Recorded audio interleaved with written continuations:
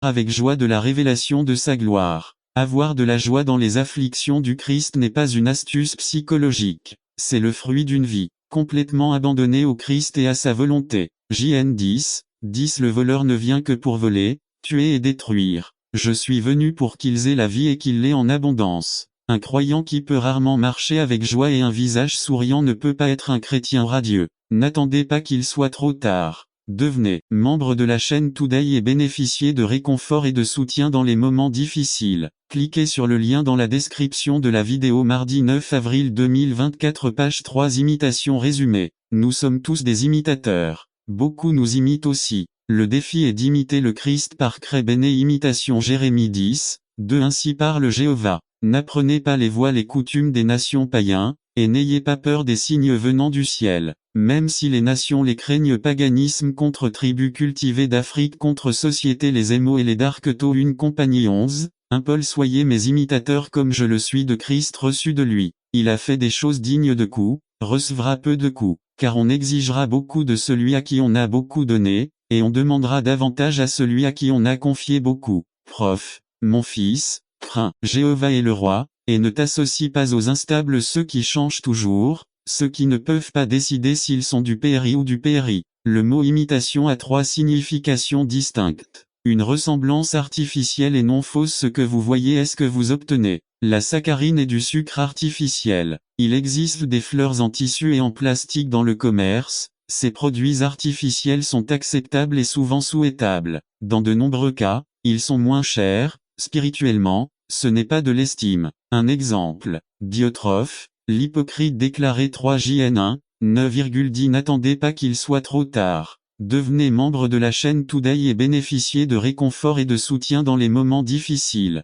Cliquez sur le lien dans la description de la vidéo. Mardi 9 avril 2024 page 1 9 J'ai écrit à l'église Médiotrophe, qui aspire à être le premier d'entre eux, ne nous admet pas 10 C'est pourquoi, si j'y vais, je me souviendrai des œuvres qu'il fait et de la façon dont il nous dénigre avec des paroles malveillantes. Non content de cela, il n'admet pas lui-même les frères. De plus, cela empêche ceux qui veulent les recevoir et les expulse de l'Église. 2. Une ressemblance artificielle feinte, l'imitation est conçue dans l'idée de tromper pour un gain personnel ou pour se vanter ou se montrer. Exemple les scribes et les pharisiens Luc 20, 19 à 26 Autre exemple. Judas JN 6 6871 Même Pierre a été trompé en pensant que Judas était un disciple ferme et fidèle. Méfiez-vous d'être trompé par un loup déguisé en mouton. Il y en a qui veulent être trompés. Ils cherchent des excuses pour suivre ce qui est artificiel, qui n'endurcit pas son cœur pour croire au mensonge intime 4, 1 Mais l'Esprit dit clairement que dans les temps ultérieurs, certains abandonneront la foi,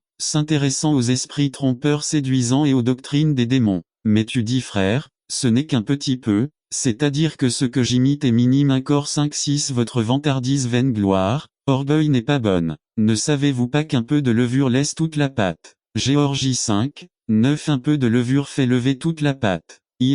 Suivre un modèle ou un exemple avec l'intention de le copier F5, Soyez donc des imitateurs de Dieu comme des enfants bien-aimés. Produit de ceux qui imitent Dieu ils font l'effort de vivre une vie sainte c'est un sacrifice 1 Pied 1, 15,16-15 Mais de même que celui qui vous a appelé est saint, soyez saints aussi dans tous les aspects de votre manière de vivre. 16 Car il est écrit, soyez saints, car moi, je suis saint. B. Montrez-vous votre amour n'attendez pas qu'il soit trop tard. Devenez membre de la chaîne Today et bénéficiez de réconfort et de soutien dans les moments difficiles. Cliquez sur le lien dans la description de la vidéo mardi 9 avril 2024 page 2 1 JN 4, 16 Et nous avons connu et cru l'amour que Dieu a pour nous. Dieu est amour. Et celui qui demeure dans l'amour demeure en Dieu, et Dieu demeure en lui. C'est il marche plein de compassion pour les autres. Psaume 86, 15 Mais toi, Seigneur, tu es un Dieu compatissant et miséricordieux, lent à la colère et riche en miséricorde et en vérité ils ont une nature à pardonner. Psaume 86, 5 Car toi, Seigneur,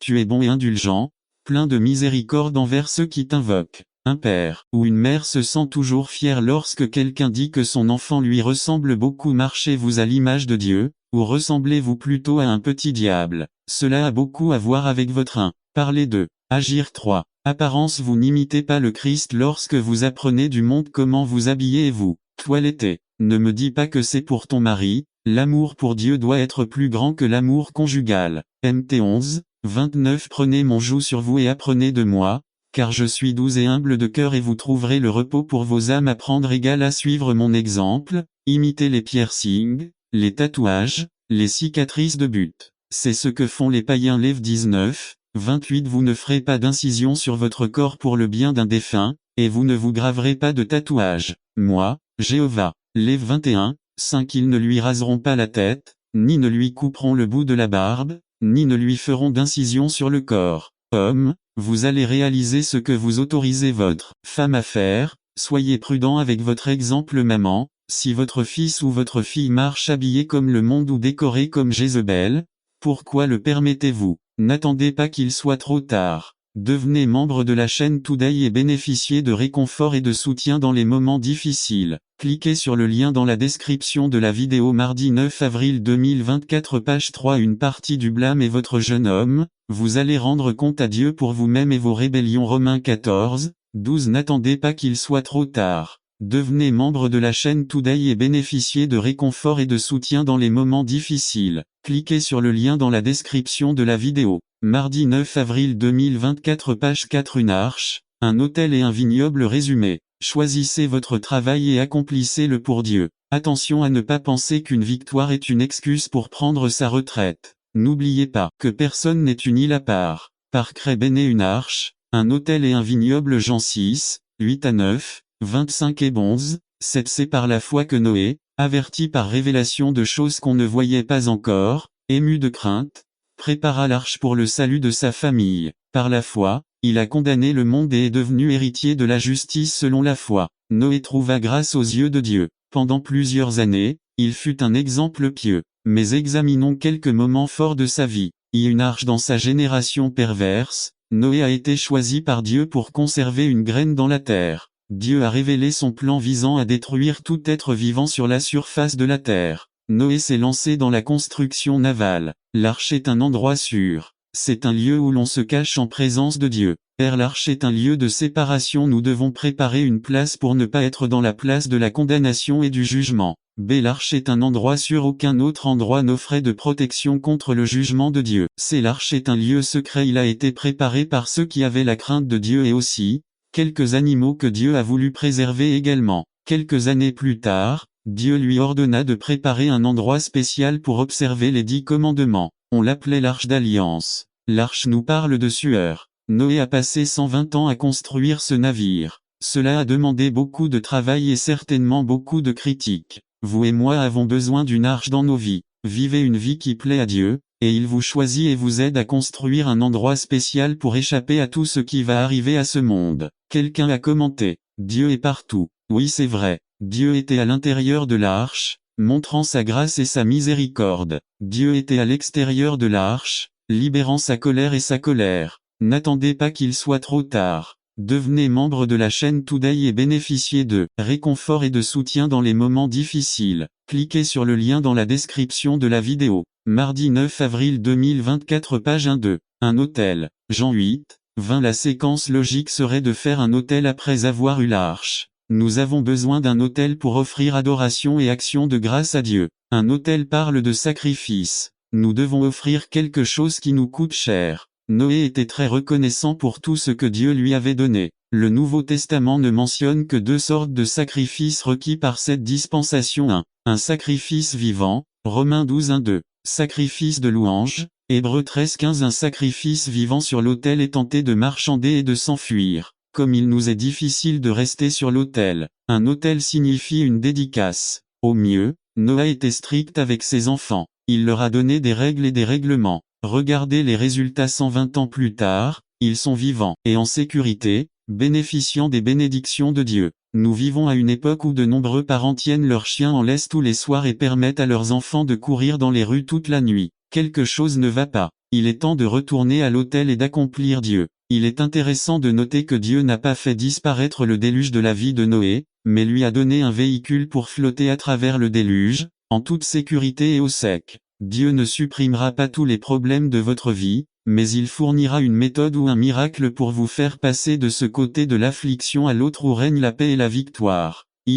Devinez Jean 9, 20 Dieu ne fait exception de personne, pas plus que le diable. Bien que Noé ait été fidèle et obéissant pendant de nombreuses années et qu'il ait connu de nombreux triomphes, la nouvelle terre n'était pas le paradis. La graine du péché existait toujours. Noé ne raisonnait plus correctement. Peut-être que je pensais que c'était une autre dispense, les choses sont déjà différentes. Prudent. Il n'est pas nécessaire d'être jeune pour s'égarer. Il ne parle plus de l'autel. Noah décide d'expérimenter une nouvelle entreprise. Il plante un vignoble. Nous savons déjà ce que produit une vigne, des raisins, et à partir des raisins, on fait du vin. C'est un exemple que Noé a déjà quitté la vie de foi et est maintenant dans la vie des œuvres. Il voulait juste s'amuser et gagner de l'argent, mais à la fin de la journée, il était nu et ivre. C'est ce qui arrive lorsque Dieu n'a plus la première place dans votre vie. N'attendez pas qu'il soit trop tard. Devenez membre de la chaîne Today et bénéficiez de réconfort et de soutien dans les moments difficiles. Cliquez sur le lien dans la description de la vidéo mardi 9 avril 2024 page 2. Personne n'est utile à soi-même.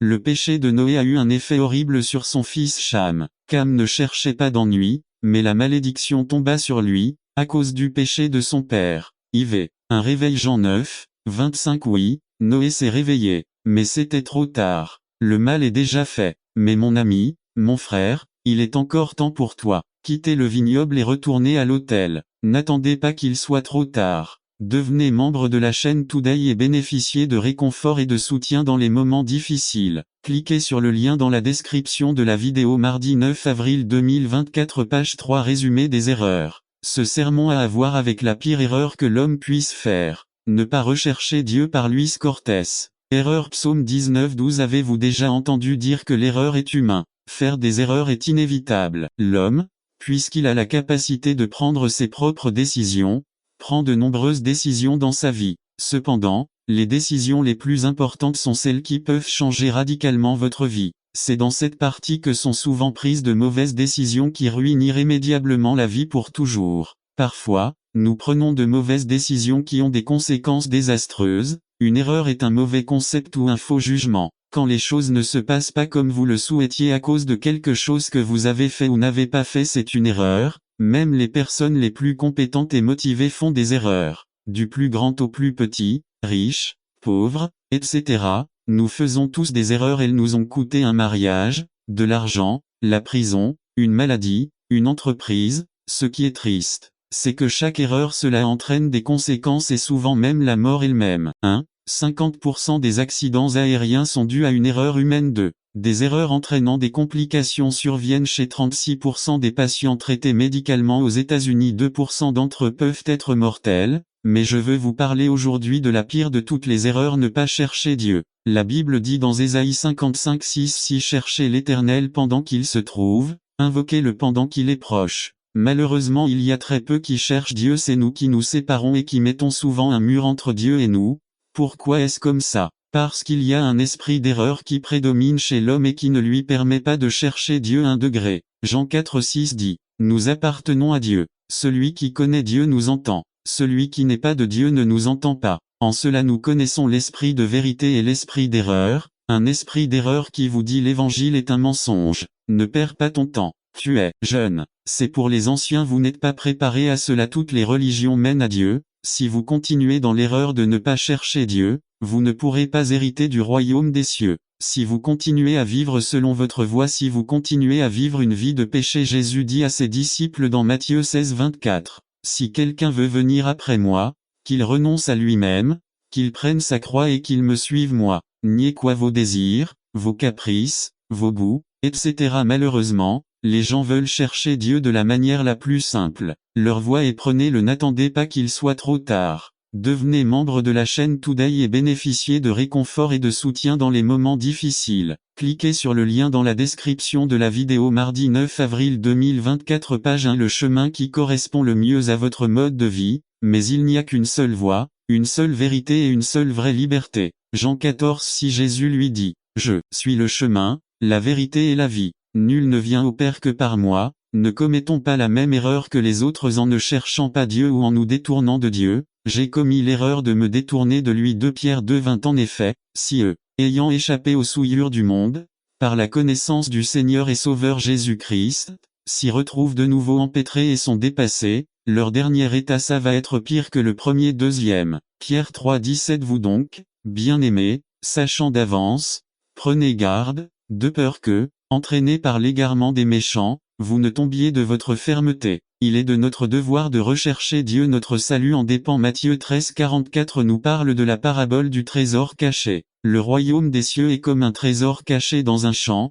qu'un homme trouve, et qu'il trouve le cache à nouveau et s'en réjouissant, il va vendre tout ce qu'il possède et achète ce champ. Le salut est le trésor le plus précieux que l'homme puisse posséder et il nous a été donné par la grâce, mais, pour le conserver, il est nécessaire de chercher Dieu. Le royaume des cieux a plus de valeur que tout ce que nous pouvons avoir, tout ce que nous pouvons obtenir, tout ce que nous pouvons recevoir, nous devrions donc être plus que disposés à donner tout ce que nous avons pour l'obtenir. L'apôtre Paul l'a très bien compris lorsqu'il dit dans Philippiens 3:7-8 Mais tout ce qui était pour moi un gain, je le considérais comme une perte à cause de Christ 8 Et en effet, je regarde toutes choses comme une perte, à cause de l'excellence de la connaissance de Jésus-Christ mon Seigneur, à cause de qui j'ai tout perdu, et je les regarde comme de la détritus, afin de gagner Christ. Après que Paul eut réfléchi à tout ce qu'il avait accompli dans la vie, il s'est rendu compte que rien de tout cela n'avait de valeur, comparé à la connaissance du Christ et à la grande valeur de ce salut qui lui avait été donné par grâce. Il s'agit d'une déclaration profonde sur les valeurs. La relation d'une personne avec le Christ et sa capacité à maintenir notre salut et donc la vie éternelle sont plus importantes que toute autre chose dans la vie. Connaître Christ et obtenir la vie éternelle devrait être notre objectif final. Nous devons nous examiner et considérer nos valeurs. Y a-t-il quelque chose de plus important que votre relation avec Christ ? Y a-t-il quelque chose de plus important dans notre vie que de pouvoir obtenir la vie éternelle? Si la réponse est oui, laissez-moi vous dire que c'est une grosse erreur et que vous faites la pire erreur de votre vie. Si nos priorités sont fausses, alors nous devrions nous demander comment ce jeune homme riche a fait. Que dois-je faire pour être sauvé? Sinon, nous passerions devant un trésor qui demande à être découvert. N'attendez pas qu'il soit trop tard. Devenez membre de la chaîne Today et bénéficiez de réconfort et de soutien dans les moments difficiles. Cliquez sur le lien dans la description de la vidéo. 9 mars, avril 2024 page 2 Cet après-midi, ce trésor est là et attend que vous le trouviez. L'homme qui a découvert le trésor dans le champ est tombé dessus par hasard, mais a remarqué sa grande valeur. Le royaume des cieux est si précieux qu'il vaut la peine de tout donner pour l'obtenir. Ah, mais je crois en Dieu. Croire que Dieu existe n'est que le début. Jacques 2,19 Même les démons croient et tremblent, mais ils restent des démons. Dieu ne se contente pas que vous croyiez qu'il existe. Il souhaite une relation intime et personnelle avec chacun de nous. Cette relation transformera complètement nos vies. La bonne chose dans tout cela est que ceux qui recherchent Dieu de tout cœur seront bénis et récompensés pour leurs efforts pour le connaître. Qui comprendra ses propres erreurs? Notre prière devrait être, comme le psalmiste. Délivrez-moi de ceux qui me sont cachés. N'attendez pas qu'il soit trop tard. Devenez membre de la chaîne Today et bénéficiez de réconfort et de soutien dans les moments difficiles. Cliquez sur le lien dans la description de la vidéo. Mardi 9 avril 2024 page 3 Héros. Élysée résumé. Dieu fait bien plus que ce que nous pouvons voir par Wilbur Madra Riva Héros. Élysée 2 Rois 6-8-23 Introduction. Avez-vous déjà entendu parler de l'homme dans le char de Tiananmen? Peut-être pas. Mais peut-être ont-ils vu cette image insérer l'image. Cet homme faisait obstacle aux chars qui allaient réprimer une manifestation contre un gouvernement oppressif. Les chars voulaient l'éviter, mais il a changé de place et s'est mis en travers de leur chemin. Quelle valeur! Imaginez-vous être devant un tank comme celui-là, ressentir les vibrations sur le sol, ressentir la chaleur émanant de la machine sur votre peau et rester ferme au même endroit. Parfois, je me demande quelle est la clé pour avoir le courage d'accomplir un acte héroïque, une action extraordinaire, quelque chose qui restera inscrit dans les annales de l'histoire et dont on se souviendra, pendant des générations. En étant réaliste, peut-être que ni vous ni moi n'aurons à nous tenir devant un char de guerre, mais nous devrons sûrement avoir le courage d'affronter d'autres types de combats. Peut-être devrons-nous avoir le courage de pardonner les injustices et les humiliations d'un membre de la famille dont nous devrions recevoir le contraire. Peut-être devrons-nous avoir le courage de faire la bonne chose alors que tous les autres membres du bureau font la mauvaise chose. Peut-être jeune, vous devrez dire non à vos pères qui vous poussent à faire ce que vous savez que vous ne devriez pas faire, même si cela signifie qu'ils vous isoleront du groupe. En bref, tôt ou tard, Nous devrons faire face à des situations qui dépasseront clairement nos forces et les gens ordinaires comme nous devrons accomplir des actes de courage qui feront une différence dans le monde. Comment pouvons-nous être ces héros dont le monde a besoin? Comment pouvons-nous vivre pour Dieu dans un monde qui remet en question notre foi et la façon dont nous devrions vivre chaque jour? Nous devons consulter la Bible pour trouver des réponses car dans ces pages nous trouvons de nombreux témoignages de personnes ordinaires qui ont fait des choses extraordinaires. Il est très important de noter que les héros de la Bible savaient quelque chose que nous oublions souvent. Ils savaient que la réalité n'est pas seulement ce que nos yeux peuvent percevoir,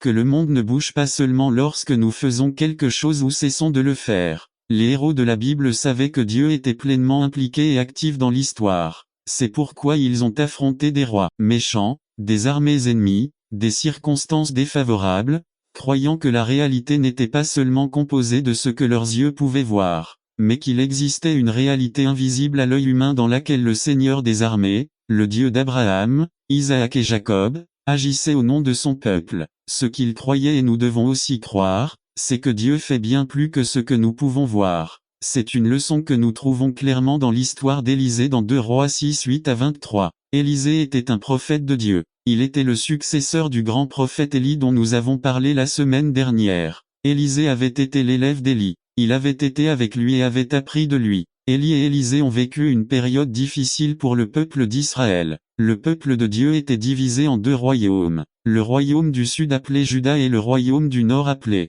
Israël. Notre histoire concerne le royaume du nord, c'est-à-dire Israël dont la capitale était la ville de Samarie. Plus au nord d'Israël se trouvait la Syrie. Les Syriens ont envahi à plusieurs reprises le territoire israélien et n'ont pas attendu qu'il soit trop tard. Devenez membre de la chaîne Today et bénéficiez de réconfort et de soutien dans les moments difficiles. Cliquez sur le lien dans la description de la vidéo. Mardi 9 avril 2024, page 1 était en guerre constante contre eux. À cette occasion, le roi de Syrie soupçonnait qu'il y avait des espions traîtres dans ses rangs car chaque fois qu'il projetait une attaque contre le roi d'Israël, celle-ci était ruinée. Il pensa quelqu'un divulgue l'information aux Israélites v. 11-12 Le roi de Syrie, furieux de ce qui se passait, appela ses ministres et leur demanda, « Voulez-vous me dire qui informe le roi d'Israël ?» « Personne, mon seigneur et roi, » répondit l'un d'eux. Le responsable est Élisée, le prophète qui est en Israël. C'est lui qui communique tout au roi d'Israël, même ce que dit sa majesté dans sa chambre. Comme tout stratège habile, le roi de Syrie a décidé de mettre fin à son problème, c'est-à-dire avec Élisée. Des informations lui parvinrent, selon lesquelles Élisée se trouvait à Dothan qui est une ville un peu au nord de Samarie. Le roi y envoya un grand détachement, avec des chevaux et des chars. Ils arrivèrent de nuit et encerclèrent la ville de Dothan. Nous pouvons maintenant dire qu'Élisée était en difficulté. Il avait une armée entière dotée d'une technologie de pointe assiégeant la ville où il se trouvait et ils avaient pour mission de l'achever. Une armée contre une seule personne. La tension se faisait sentir dans l'atmosphère et cela se reflète dans le commentaire du serviteur d'Élisée, appelé Gési au verset 15. Le matin, alors que le serviteur de l'homme de Dieu se levait pour sortir, il vit une armée avec des chevaux et des chars de combat entourer la ville. « Oh mon Dieu !» s'exclama le serviteur. « Qu'est-ce qu'on va faire? Et maintenant, qui peut nous défendre? Et maintenant, qu'allons-nous faire ?» Il était évident que cela aurait une fin tragique. Il était évident, d'après ce que l'on pouvait voir, que ce serait la fin d'Élisée, et donc de Géasi. Ce qu'ils avaient sous les yeux était une armée puissante, dotée de technologie et de stratégie, qui voulait mettre fin à Élisée. Que ferait-il maintenant? Mais il se passait quelque chose que les yeux de Géasi ne pouvaient pas voir. Il y avait quelqu'un qui agissait imperceptiblement à l'œil humain. Élisée, comme tous les personnages de foi dans la Bible, le savait très bien. Dieu fait bien plus que ce que nous pouvons voir.